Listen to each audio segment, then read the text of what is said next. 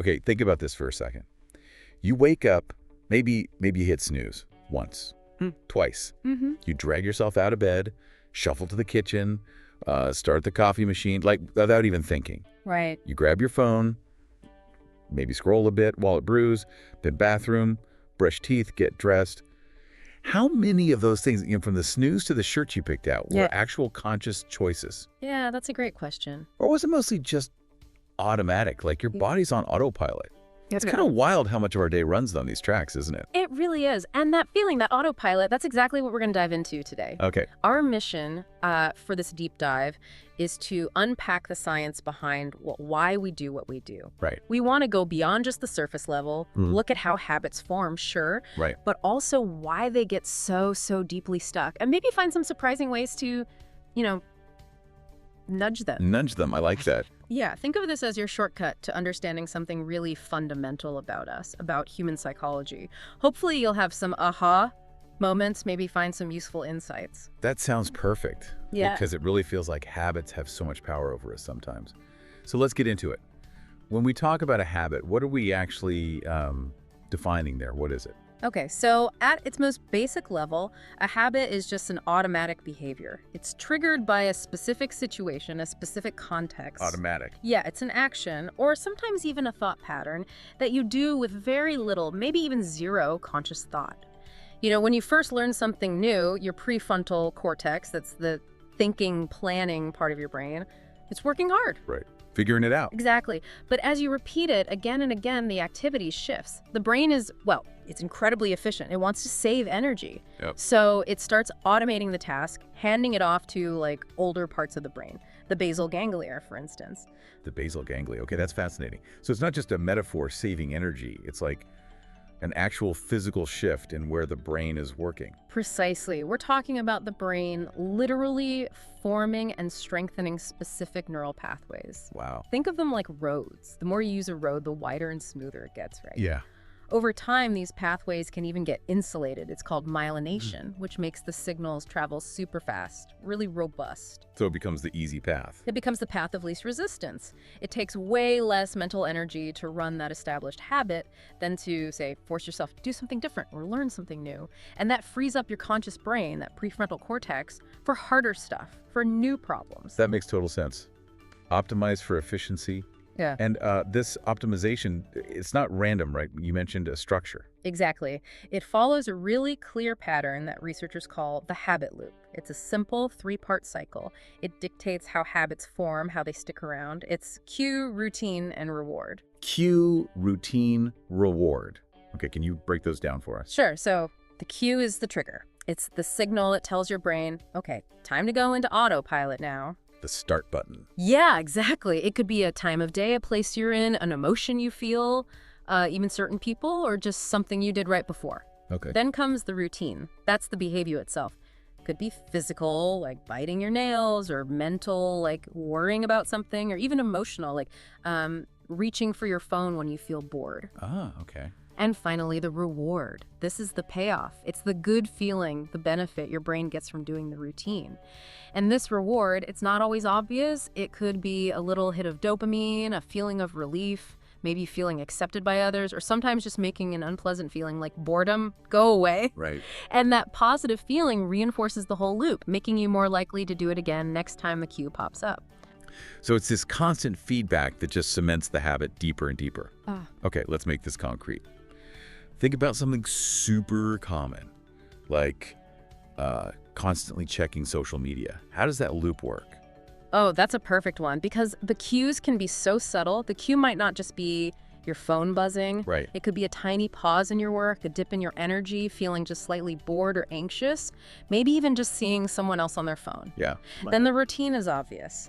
Pick up the phone, unlock, scroll through your feed or whatever app. And the reward, well, it's complex. It might be seeing a notification, that little ping of interest.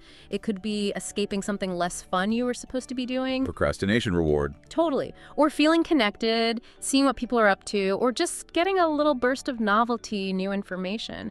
That tiny moment of pleasure or relief tells your brain, hey, that worked, reinforcing the urge for next time that cue, however subtle, appears. And once that loop is strong, that's why it feels almost impossible to break sometimes. Like you're fighting yourself. You know you shouldn't check your phone again, but your hand just does it. Exactly.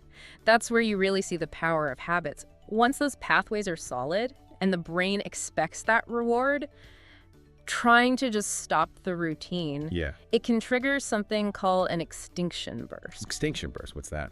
It's like, imagine you're trying really hard not to bite your nails. The cue happens, maybe stress. Your brain anticipates the little relief reward, but you resist. Right.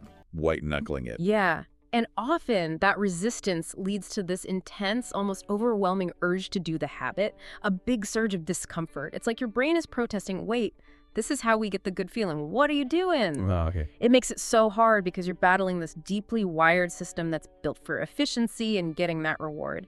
The brain really doesn't want to carve out a new path when there's a perfectly good, rewarding old one right there. So it's not just about weak willpower. It's like a real neurological pushback. That's a really important point. And it makes me think about our environment. How much does our physical space or the people around us play into these loops? Oh, environment is huge. Yeah.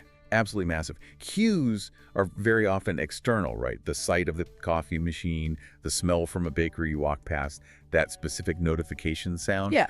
But they can also be internal, like we said. A feeling. Yeah. Stress, loneliness, even happiness can be a cue for certain habits. And the more consistent your environment is around that cue and routine, the stronger the habit gets. So, like, if you always procrastinate at your desk. Your desk itself becomes a powerful cue for procrastination. Yeah. Or if you always watch a certain show to unwind, then the time of day, the couch, maybe even the remote control, they all become part of that habit architecture. Makes it way harder to just decide not to do it. We really underestimate how much context shapes these automatic actions. That's a really profound thought. Our surroundings basically training us. Okay, this adds layers. Let's bring this home with some examples. Maybe one good habit, one not so good one. Because the underlying mechanism is the same for both, right? Absolutely. The loop works the same way, whether we label the habit good or bad. Okay, positive habit. Let's say someone who consistently tackles their most important task first thing in the morning. Yeah, the eat the frog idea. Exactly. Their cue might be the alarm going off at, say, 6:30 a.m. But it's probably more than that. Maybe they have a specific routine, get up, coffee in a particular mug, maybe a certain playlist starts. Setting the stage. Precisely. The routine is sitting down immediately, focusing on that key task for like 30 or 60 minutes. No email, no distractions. And the reward, well, sure, there's the feeling of accomplishment, that's big. But it's also likely the reduction of anxiety about that task hanging over them. It's a feeling of control, it creates mental space, maybe lets them enjoy their coffee more afterwards, because the hard thing is done. That consistent win early in the day powerfully reinforces doing it again tomorrow. Yeah, I can totally see how that positive cycle builds on itself. Okay, now, flip side. What about a habit most of us struggle with, like hitting the snooze button repeatedly, even when you know it'll make you late or rushed? How's the loop working there? Oh, the snooze button, classic. The cue, obviously, is the alarm screaming at you. Yeah. The routine is that almost involuntary reach. Slap the button, pull the covers up, drift back into that hazy half-sleep. That warmth. Right. And that's the reward. It's immediate, it's potent, it's that fleeting moment of extended comfort, warmth, escaping the shock of waking up, a temporary relief. So good in the moment. Exactly. But that immediate reward is so powerful, the brain anticipates it. Every morning, it remembers that comfort. So trying to consciously override it, even though you know you'll regret it 10 minutes later when you're rushing, is incredibly hard. The brain's just prioritizing that instant gratification. Wow. Okay. That really clarifies it. The brain isn't making value judgments. It's just running the program that leads to a reward, any reward. So wrapping this part up, what does all this mean for us, listening to this, trying to manage our own lives? Well, I think it means that even though habits are incredibly powerful, maybe shaping huge parts of our lives, our health, our work, relationships, just understanding how they work, that's the first and honestly the most important step towards getting some control back. So knowledge is power here. It really is. They might be deep grooves, but they're not, set in stone forever. Knowing the why gives you a strategic edge.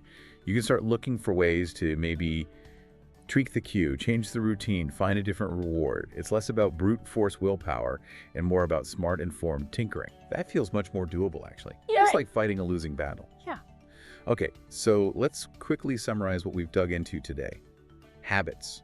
Basically essential for your brain to be efficient, right? Automating stuff to save energy. They run on that powerful three-part loop. cue, routine, reward. Yeah. And really getting that loop, especially subtle cues and the rewards your brain really wants, that's the key if you want to make intentional changes, build good habits, or tackle the ones that aren't helping you anymore. Our goal was really just to shed some light on this, give you maybe a clearer view of what's going on under the hood, and hopefully give you a new way to just, well, observe yourself.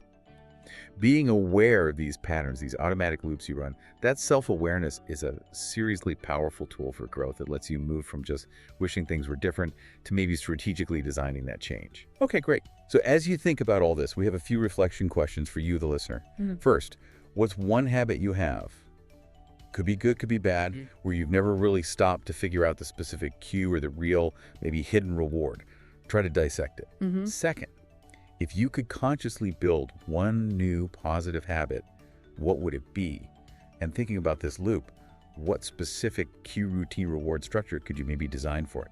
Get intentional. Yeah. And finally, how might understanding the deeper why behind your current habits, the good and the bad, change how you approach your biggest goals? Really take a moment with those. Observe your own loops. Maybe challenge some assumptions you have about your own willpower. Start thinking about how you can apply this knowledge to nudge your actions just a little more intentionally. Change isn't always about pushing harder. Sometimes it's about understanding the levers. Because if our habits really do dictate so much of our daily life, our actions, our reactions, how much of who we ultimately become is just the result of all those automated choices added up over time. Right. And if that's the case, what incredible sort of strategic power does that give us to actually shape our future? Just one small, intentional, cleverly designed habit at a time?